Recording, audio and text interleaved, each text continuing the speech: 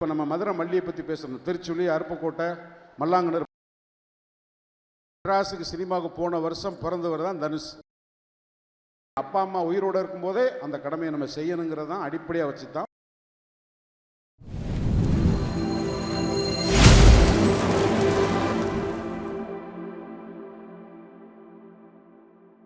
வணக்கம் வணக்கம் வணக்கம் வணக்கம் வணக்கம் வணக்கம் வணக்கம்.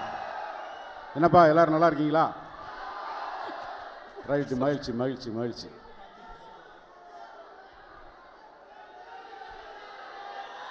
புரியல, இருங்க இருங்க இருங்க பேசிடுறோம். இப்போ என்னன்னா, இந்த படம் ஏன் இட்லி கடைன்னு பேர் வச்சாங்கன்னு நிறைய பேர் என்னை கேட்டே இருக்காங்க. நான் மெட்ராஸுக்கு சினிமாவுக்கு போன வருஷம் பிறந்தவர் தான் தனுஷ். நான் மெட்ராஸுக்கு போய் அசிஸ்டண்டாக சேர்ந்துட்டேன். அந்த வருஷம் தான் அவர் பிறந்தார். அவருக்கு இந்த மதுரையை பற்றி, அவருடைய வாழ்ந்த வாழ்க்கை எல்லாம் சென்னையிலேயே வாழ்ந்து சென்னையிலே வளர்ந்த பையன். எப்போவாவது லீவுக்கு வந்துட்டு போகிற ஒருத்தர்.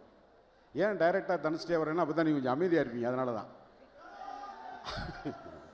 முதல்ல பாரதி ராஜா, இளையராஜா எல்லாம் தேனி பக்கத்தில் இருந்து சென்னைக்கு போனப்போ ஒரு பாட்டு வரி வரும்.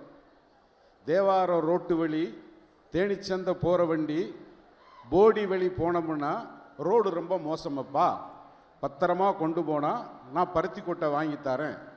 போடிங்க, தேவாரம்ங்கிறது ஒரு ஊர் பேர், போடிங்கிறது ஊர் பேர் உங்களுக்கு தெரியும். அந்த ரோடெல்லாம் ரொம்ப மோசமாக இருக்கும்.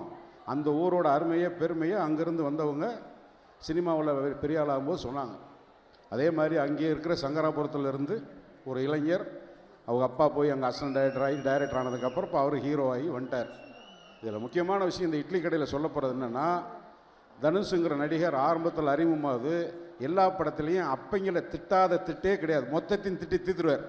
அப்பந்தான் எதிரியாகவே இருப்பான், அப்படித்தானா? அது இப்போ என்ன ஆயிடுச்சு, பரிணாம வளர்ச்சியில் வர வர வர கரெக்டாக ஒரு ஃபேமிலி எமோஷன்னா என்ன, ஒரு அப்பனோட கேரக்டர் என்ன, ஒரு அப்பனுடைய கேரக்டரு, அந்த எமோஷனை நம்மளை எவ்வளோ தூரம் நம்ம உள்வாங்குறோம். ஒரு ஃபேமிலிக்குள்ளரையே நம்ம எமோஷனலாக கனெக்ட் ஆகாத போது நம்ம எங்கே சொசைட்டியை பற்றியோ ஒரு நாட்டை பற்றியோ கவலைப்பட போகிறோம். முதல்ல குடும்பத்தில் அப்பா அம்மா, அதுதான் இந்த உணர்வுகளை ஒழுங்காக கனெக்ட் ஆகணுங்கிறதுக்காகத்தான் அதை வாழும்போதே இருக்கணும். அப்பா அம்மா உயிரோடு இருக்கும்போதே அந்த கடமையை நம்ம செய்யணுங்கிறது தான் அடிப்படையாக வச்சு தான் ஒரு இட்லி கடை. இந்த இட்லி கடைக்கு நல்ல வேளை நான் சென்னையில் உலர தெரிஞ்சு எப்படி ஒரு இட்லி கடைன்னு பேர் வந்துச்சுன்னா, அவங்க தாத்தா வீட்டுக்கு போகும்போது பூ பறிக்கிறது. இப்போ நம்ம மதுரை மல்லியை பற்றி பேசணும். திருச்சுழி, அருப்புக்கோட்டை, மல்லாங்கனர் பக்கத்தில் தான் நமக்கு மல்லிகைப்பூ பூத்து மதுரை மல்லின்னு பேர் வந்துருக்கு. அங்கே மதுரை மல்லியை எடுத்து கொண்டு போய் கொடுத்தா காசு கிடைக்கும் இல்லையா? அது மாதிரி அவங்க தாத்தா வீட்டுக்கு போகும்போது அங்கே ஒரு இட்லி கடை. அந்த இட்லி கடையில் 2 இட்லி வாங்கி சாப்பிட்றது அவருடைய பெரிய கனவு. இப்போவே அவர் ரொம்ப குண்டா இருக்கார், அப்போ எவ்வளோ ஒல்லியாக இருந்திருப்பாருன்னு பார்த்துக்குங்க. அப்போ போய் பூ பறித்து அதில் பாட்டி வீட்டில் காசு கேட்கக்கூடாது, அதுலேயும் ஒரு சுயமரியாதை, இதெல்லாம் ரொம்ப மோட்டிவேட்டடான விஷயத்துக்காக சொல்லுவார். அந்த வயசுலேயே போய் பாட்டி வீட்டில் ஒரு 10 பைசா, அரைனா 3/4 ரூபா கேட்டால் கொடுப்பாங்கல்ல, தினம் கேட்டால். ஆனால் நம்மளே உழைச்சி நம்மளே வாங்கணும்னு பூ போட்டு அந்த காசில் போய் 4 இட்லி வாங்கி சாப்பிட்டு, அதுக்கு ராத்திரிலாம் கனவு காண்றது 4 மணிக்கு எந்திரிச்சு அங்கே போய் சாப்பிடணும் இட்லின்னு. அப்படி ஒரு இட்லி கடையை தான் இப்படி பண்ணால் எப்படி இருக்குன்னு பேசி அதனால் இட்லி கடை.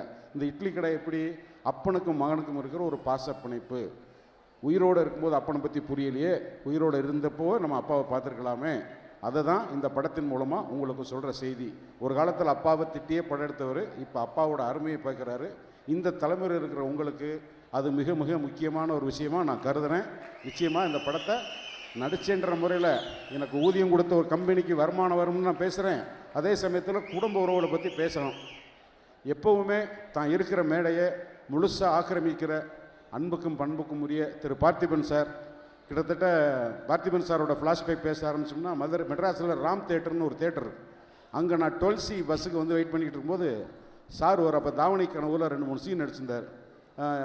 சார் பேர் மூர்த்தி. என்ன மூர்த்தி சார், என்ன இளவரசு வாங்க, 2 பேர்ட்டுமே பஸ்ஸுக்கு காசு இருக்காது, சாப்பிட்றதுக்கெல்லாம் காசு இருக்காது. அங்கே வடபள்ளியிலேருந்து டீனர் வரைக்கும் சினிமா பற்றி பேசிக்கிட்டே நடந்து போவோம். அந்த மாதிரி பல நினைவுகள். பாக்கியராசோட அசிஸ்டன்ட் டைரக்டராக இருக்கும்போது இப்போ எல்லாரையும் ஒரு அடையாளம் கொடுத்து எங்களுக்கு எல்லாத்துக்கும் ஒரு பெரிய அங்கீகாரத்தை கொடுத்தது நீங்கள் தான்.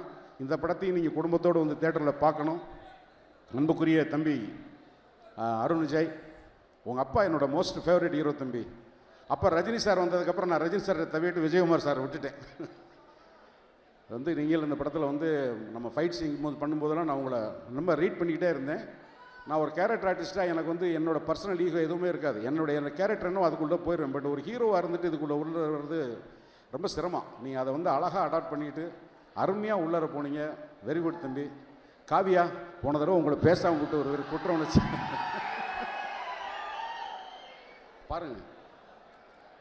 Cameraman, art director Riyaz sir, assistant directors Pandi, Meena, managers எல்லாம் யாரும் இங்கே வரல.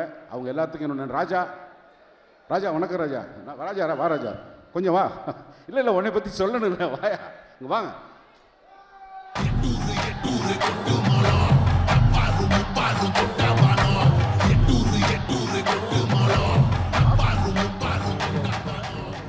இவர் வந்து பேர் ராஜா. இவர் இருங்க, ஏன் எங்கே ஓடுறீங்க? தனுஷுக்கு சாப்பாடு சமைக்கிறார்களே, எங்களுக்கு சூப்பராக சமைச்சு கொடுத்து ரொம்ப ருசியாக வச்சுக்கிட்டு நான் சொல்லிட்டேன், ராஜா உன்னை நான் கல்யாணம் பண்ணிக்கிறேன் ராஜா, தயவு செஞ்சு ஊரின சேர்க்கையாலும் பரவாயில்ல, நீ ரொம்ப நல்லா சமைக்கிறேன். இவர் வந்து கிட்டத்தட்ட ஒரு 20 வருஷமாக எனக்கு தெரியும். மூலமாக வந்து திரும்பி பார்த்தா அவர் என்ன யோசிக்கிறாரு, லுக்கு விட்டால் என்ன செய்கிறாரு, எப்படி கோபமாக இருக்கார், அதை மாதிரி இருக்கிற பெரிய விஷயம். இதே மாதிரி வாழ்க்கையில் நல்லபடியாக இருக்கணும். வாழ்த்துக்கள். அவங்கள்ட்ட அறிமுகப்படுத்துகிற எனக்கு ஒரு திருப்தி. ஓகே, இன்னொருத்தர் இருக்கார், அவர் எங்கே இருக்காருன்னு தெரியல. சுப்பிரமணிய சிவா சார். அவர் உண்மை சொல்கிறாரா பொய் சொல்கிறாருன்னு அவருக்கும் தெரியாது, கேட்குறவங்களுக்கும் தெரியாது. ஆனால் தம்பி மாதிரி ஒருத்தர் இருந்ததுனால தான் தனுஷுக்கு வந்து நீங்கள் ஒரு பெரிய மாரல் சப்போர்ட்டுப்பா. அதை வந்து நான் ரொம்ப நிறைய அப்சர்வ் பண்ணி, ஒரு டெக்னீஷியனாக இருந்ததுனால 5 நிமிஷத்தில் அந்த அவர் ஏதோ ஒரு பொருள் கேட்டோம்னு வச்சுங்களேன், இந்த ஆண்திவேன்னா அரை மணி நேரமோ 1 மணி நேரமும் கேட்கக்கூடாது. நீங்கள் ஆண்திவே அது தனுஷுக்கு டைரக்டராக தெரியும். இந்த ஒரு கோட்பாடு வந்து இந்த படத்தில் வந்து ஒவ்வொருத்தரும் அவங்கவுங்க பொறுப்பை இன்வால்மெண்ட்டாக செய்கிறதுக்கு முக்கியமான காரணம் தனுஷோட இன்வால்மெண்ட். அதை உங்களுக்கெல்லாம் சொல்கிறது ஒரு ஹீரோவை சம்பிரதாயமாக பாராட்டணுன்றதுக்காக அல்ல. நீங்கள் வளர்கிற தலைமுறை எந்த தொழில் பண்ணுறீங்களோ, நீங்கள் என்ன வேணாலும் இருக்கலாம், அதில் உங்களை முழுசாக ஈடுபடுத்திக்கிட்டிங்கன்னா நீங்கள் வந்து வெற்றியாளர்களாக இருப்பீங்கிறது தான் இந்த படத்தின் மூலமாகவும் உங்களுக்கு பிடிச்ச ஹீரோ மூலமாகவும் நல்ல சொல்ல செய்தி. வாய்ப்புக்கு நன்றி, வணக்கம்.